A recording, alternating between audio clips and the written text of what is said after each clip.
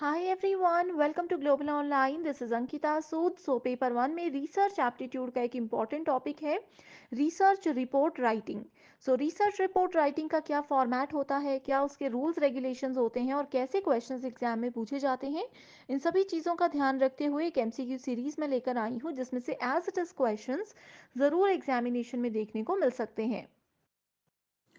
Paper one के best preparation के लिए कंप्लीट कोर्स में लेकर आई हूँ जो कि स्टूडेंट्स एग्जामिनेशन के difficulty level and previous examinations को बहुत अच्छे से एनालाइज करने के बाद बनाया गया है।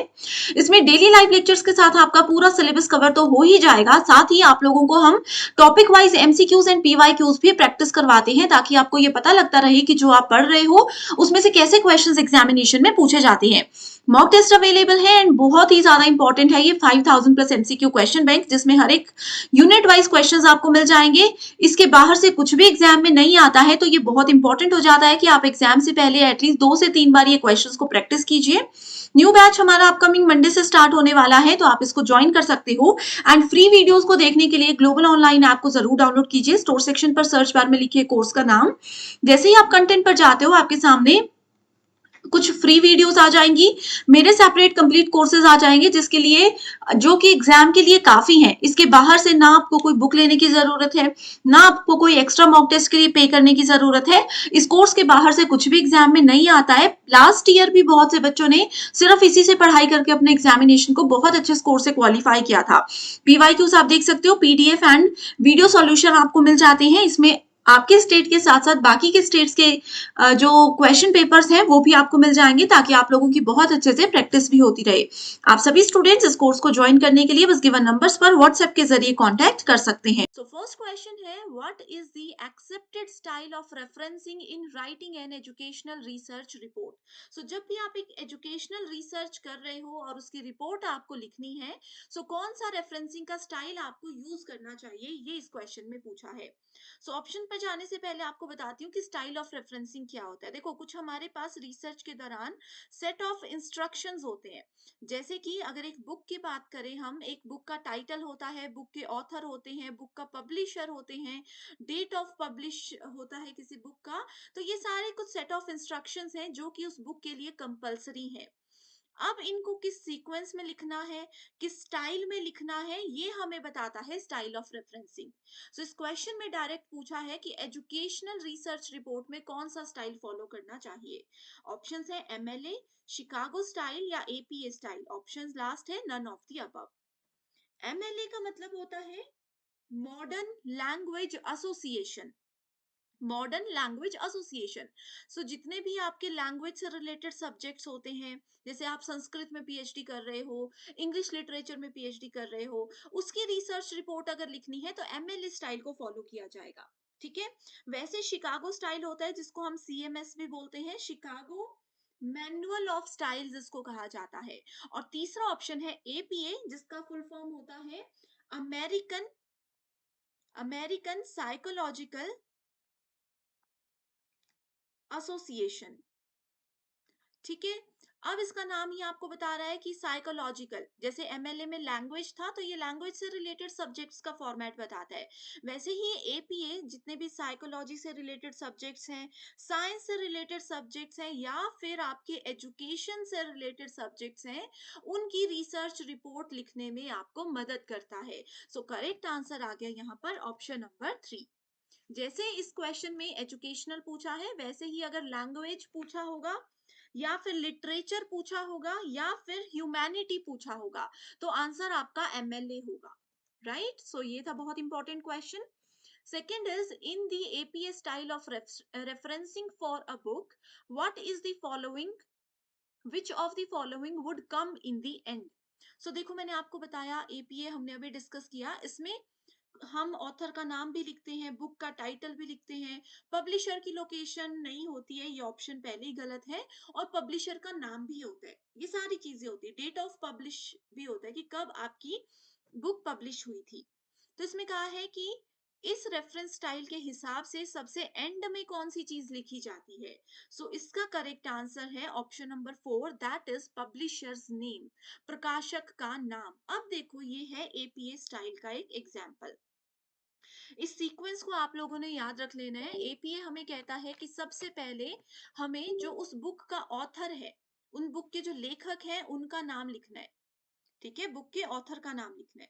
उसके बाद कौन से ईयर में बुक पब्लिश हुई है उसको इस तरीके से ब्रैकेट्स में हमेशा मेंशन किया जाना चाहिए। उसको इस तरीके से ब्रैकेट्स में मेंशन किया जाना चाहिए। फिर आता है टाइटल ऑफ द बुक, फिर आता है उसका सब टाइटल, फिर आता है कौन सा एडिशन है और देन पब्लिशर का नाम। तो ये सीक्वेंस एपीए में फॉलो किया जाता है, जो आपको याद रखना जरूरी है। ठीक है, पब्लिशर की लोकेशन कंपलसरी नहीं होती है, तो इसमें हम इसको हटा भी सकते हैं। अब इस क्वेश्चन को थोड़ा सा ऐसे भी पूछा जा सकता है, एग्जाम में आप लोगों के पास इस तरीके की 4 स्टेटमेंट्स दी होंगी और आपको पूछा जाएगा कि बताइए कौन सा एपीए स्टाइल को फॉलो करता है। तो आपको थोड़ा सा आइडिया होना चाहिए कि ये ऑथर का नाम है, ये बुक का नाम हो सकता है, ये टाइटल हो सकता है बुक का। तो इस तरीके से चीजें आपको दी जाती हैं। अगला क्वेश्चन है, what is the full form of MLA as a referencing style. So अभी अभी मैंने आपको बताया एमएलए क्या होता है, modern language association. Correct answer है ऑप्शन नंबर 2। ये देखो, मॉडर्न लैंग्वेज एसोसिएशन में सबसे पहले ऑथर का नाम आता है, फिर टाइटल आता है, देन उनका एडिशन, पब्लिशर और सबसे लास्ट में आता है ईयर ऑफ पब्लिकेशन। सो ये डिफरेंस है। आप एमएलए और एपीए पर मेजर फोकस रखिए, यहीं से क्वेश्चंस आते हैं सबसे ज्यादा। नेक्स्ट क्वेश्चन है, very very important, most repeated question है ये। व्हेन टू और more successive footnotes refer to the same work, which of the following is used. तो सबसे पहले हम देखते हैं कि फुटनोट्स क्या होते हैं। सो फुटनोट्स कुछ ऐसे नोट्स होते हैं आपकी रिसर्च रिपोर्ट में, जो कि बिल्कुल बॉटम में रखे जाते हैं। फुट मतलब पैर के पास, पैर, तो फुटनोट्स भी बिल्कुल एंड में, बिल्कुल डाउन में, बिल्कुल बॉटम में लिखी जाती है किसी भी पेज के। फुटनोट्स क्या करते हैं, हमें जो भी हमारी एडिशनल इंफॉर्मेशन है वो प्रोवाइड करने में मदद करते हैं, या फिर जो भी रिसोर्सेज हम लोगों ने अपने रिसर्च के दौरान यूज किए हैं, उन रिसर्च रिसोर्सेज को साइट करने में, यानी कि उन तक पहुंचने में हमें मदद करते हैं। तो इसमें कहा है कि जब दो या दो से ज्यादा फुटनोट्स एक ही काम को रेफर कर रहे हो, तो उस जगह पर हम क्या टर्म को, क्या एक बेसिक कोड को यूज करते हैं। तो इसका करेक्ट ऑप्शन है IBID। Okay, IBID। IBID का मतलब ही होता है सेम प्लेस, कि एक ही चीज दो तीन जगह पर हमने पॉइंट आउट कर दिया, लेकिन पहुंचना एक ही जगह पर था, ऐसे। तो अब हर बार तो हम वो पूरा डिटेल में फुटनोट्स को नहीं लिखेंगे, तो इसलिए कोड लिख देंगे IBID, तो वो डायरेक्टली हमें पहुंचा देगा कहाँ तक, उसी प्लेस तक, सेम प्लेस। ओके, अगला क्वेश्चन है, ये देख सकते हो यहाँ पर इसकी एक्सप्लेनेशन भी मैंने लिखी है जो अभी बताई। While writing reports या manuscript, researchers sometimes use the abbreviation FN, which implies what? Okay, so अब यहाँ पर बच्चे कंफ्यूज मत होना। देखो, रिपोर्ट्स तो पता है, रिसर्च रिपोर्ट क्या होती है, मैन्यूस्क्रिप्ट क्या होता है। मैन्यूस्क्रिप्ट आपके रिसर्च की एक फाइनल कॉपी होती है।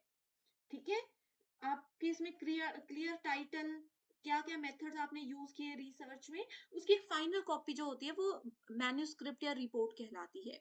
इसमें कई बार ऑथर FN, एक एब्रिविएशन, एक शॉर्ट की यूज करते हैं। इसका मतलब क्या होता है, figure number, following number, final note या फुट नोट। सो देखो, वैसे तो यहाँ पर आंसर है फुट नोट, लेकिन बहुत से बुक्स में आपको फिगर नंबर भी दिखेगा। जनरली होता क्या है, FN जो है वो जनरेट किया गया था फिगर नंबर के लिए ही, लेकिन बहुत से जगह पर ऐसा देखा गया है कि फिगर नंबर के लिए वो FIG या FIGN रेफरेंस को यूज करते हैं। तो एग्जाम में अगर ये क्वेश्चन आता है तो फुटनोट ही इसका करेक्ट आंसर होगा। ओके, नेक्स्ट है, which of the following is the main reason why researchers include a bibliography in their research report. So bibliography हमने कल भी देखा था थोड़ा सा, कि बिब्लियोग्राफी स्टेप्स ऑफ रिसर्च में आता है। तो क्यों इसको इंक्लूड किया जाता है, ठीक है। बिब्लियोग्राफी बेसिकली एक डिटेल्ड लिस्ट होती है, एक बहुत ही डिटेल्ड लिस्ट होती है of references cited in your work and also a background readings. Simple language में बोलते हैं, चलो ठीक है, बुकिश लैंग्वेज छोड़ दो, सिंपल लैंग्वेज ये बोलती है कि मान लीजिए मैं अपनी रिसर्च कर रही हूँ, अब मैं इतनी ज्ञानी तो हूँ नहीं कि मुझे सब कुछ पहले से पता था, मैंने अपनी मदद करने के लिए कुछ बुक्स पढ़ी, बुक 1, बुक 2, बुक 5 बुक्स मैंने पढ़ ली, 2-3 वेबसाइट्स भी मैंने देख ली, 2-3 लोगों के लिटरेचर्स को भी मैंने रिव्यू कर लिया, ठीक है? तो बिब्लियोग्राफी में हम उन सब चीज़ों को मेंशन करते हैं। सो ऑप्शंस में देखो क्या क्या है, to impress readers with their extensive reading list बढ़ाने के लिए तो ये बिल्कुल भी नहीं होती है। To make the report appear longer and more impressive, अपनी रिपोर्ट को बढ़ा चढ़ाकर दिखाने के लिए इसको यूज किया जाता है, नहीं। To provide readers with references for further research, अब कोई और रिसर्चर है, जैसे मान लीजिए रिसर्च का मेरा टॉपिक है एबीसी, अब इसी एबीसी टॉपिक पर अगले 2 साल के बाद कोई और पर्सन आकर रिसर्च करने चाहते हैं, तो उनको मेरे बुक में बिब्लियोग्राफी वाले सेक्शन में से ये आइडिया हो जाएगा कि अच्छा मैम ने कौन-कौन सी बुक्स पढ़ी थी, किस-किस बुक को उन्होंने बेस्ट मान करके रिसर्च अपना किया था, ताकि उनको अलग से वो रिसर्च ना करना पड़े। डायरेक्ट वो बुक में जाकर के देख सकते हैं। ठीक है? तो ये है इसका correct answer option number 3। So students देखो ये क्वेश्चंस इंपॉर्टेंट है, अगर आपको ये सीरीज पसंद आ रही है और आप चाहते हो कि इसी तरीके की एमसीक्यू सीरीज में कंटिन्यू करूं, तो मुझे एक बार ना कमेंट करके जरूर बता दीजिए। किसी सवाल में कंफ्यूजन है तो भी बता सकते हो, एंड कोई आपकी रिक्वेस्ट पे पर्टिकुलर यूनिट है पेपर 1 की, या पर्टिकुलर टॉपिक है जिसपे आप चाहते हो कि फटाफट से मैं उसको कंप्लीट करूं रिसर्च के साथ साथ, तो वो टॉपिक या वो यूनिट का नाम भी आप मुझे बता दीजिएगा, एंड मुझे मोटिवेटेड रखने के लिए कमेंट जरूर कीजिएगा, ठीक है? In which of the following formats research abstract is a must, शोध सार अनिवार्य होता है किसमें? सो रिसर्च एब्स्ट्रैक्ट क्या होता है, समरी होती है। आप लोगों को थीसिस तो सबको पता ही है, डिटेल में नहीं पता तो सुना तो सब नहीं होगा। थीसिस की जो ब्रीफ समरी होती है कि आपने अपनी थीसिस में क्या लिखा है, उसको आप लोग थोड़ा सा शॉर्ट वे में बताते हो, एक पैराग्राफ के फॉर्मेट। अब थीसिस तो बहुत बड़ी होती है, अब किसी के पास समय नहीं है कि पूरी थीसिस पढ़े, तो वो रिसर्च के एब्स्ट्रैक्ट को पढ़ लेगा। वो आपकी पूरी थीसिस, पूरा आपने जो 1-2 साल 5 साल लगाकर रिसर्च किया है, उसको 200 से 300 शब्दों में आपको बयान करना है, एक छोटे से पैराग्राफ में उसको प्रेजेंट करना है। तो ये कहाँ-कहाँ पर अनिवार्य होता है? Research article, seminar paper, thesis या research synopsis. So correct answer है ऑप्शन नंबर 1, 2 एंड 3। ये तीनों जगह पर रिसर्च एब्स्ट्रैक्ट जरूरी होता है। अब सवाल आता है रिसर्च साइनॉप्सिस यानी कि सारांश क्या होता है? सभी बच्चों ने मास्टर्स की है, साइनॉप्सिस सबने लिखे होंगे। अब ये दे दिया मैंने आपके लिए एक होमवर्क क्वेश्चन कि बताइए साइनॉप्सिस क्या होता है? चाहे गूगल पे सर्च करो, चाहे बुक से देखो, लेकिन कमेंट जरूर करना, क्योंकि पेपर में इसमें से एज इट इज डेफिनेशन आती ही है। Next है assertion reason based question. Format and styles of referencing in research thesis are formal requirements. So ये बोल रहा है कि जो भी हम styles वगैरह यूज करते हैं, ये एक formal requirement होती है। ये हमारे कॉलेज वाले हमें बोलते हैं कि भाई ये कंपलसरी ही है, औपचारिक आवश्यकता है। तो ये बिल्कुल सही कहते हैं। दूसरा है formal requirements and their observance help promote standardisation and objectivity. इसमें बोला है कि इसको फॉर्मल रिक्वायरमेंट इसलिए कहा गया है, एंड फॉर्मल रिक्वायरमेंट ये होती है कि एक स्टैंडर्ड मेंटेन करने में, किसी भी चीज का स्टैंडर्ड मेंटेन करने में, और हमारा क्या उसका ऑब्जेक्टिव है, क्या उसका मेजर पॉइंट है, उसको रिप्रेजेंट करने में हमें मदद करता है। सो करेक्ट आंसर है ऑप्शन नंबर 1 कि both the statements are absolutely true, and the correct answer here is option number 1। Next is the personalistic style of writing a research report are permissible in which of the following research? अभी तक देखो हम styles में MLA, APA, CMS ये सब पढ़ रहे थे। अब इसमें बोला है पर्सनलाइज स्टाइल कि आप अपने हिसाब से रिसर्च रिपोर्ट में स्टाइल कर सकते हो, अपने हिसाब से कुछ भी चीजें लिख सकते हो। लेकिन ये कौन सी रिसर्च की फील्ड में आपको परमिशन मिलती है?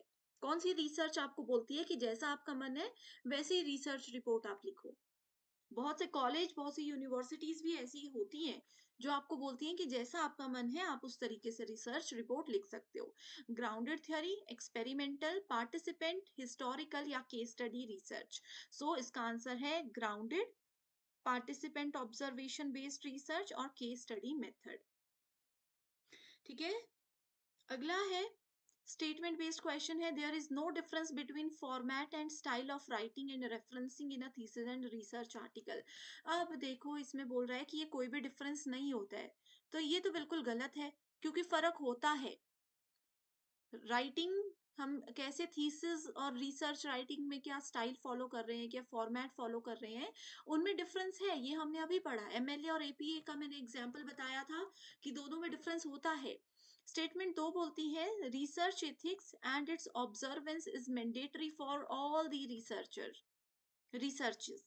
ठीक है, रिसर्च की नैतिकताओं को फॉलो करना, रिसर्च के जो बेसिक रूल्स हैं, ईमानदारी और ये सब चीजें, इनको अच्छे से फॉलो करना और ऑब्जर्वेंस करना अच्छे से, ये हर एक रिसर्च में मैंडेटरी होता है, अनिवार्य होता है। तो बिल्कुल सही है ऑप्शन नंबर 2। सो करेक्ट आंसर क्या हो गया? स्टेटमेंट 1 गलत है, स्टेटमेंट 2 करेक्ट है। So correct answer is option number 4। सो ये थे आज के most important questions. Thank you so much everyone for watching this video and I wish you all the very best.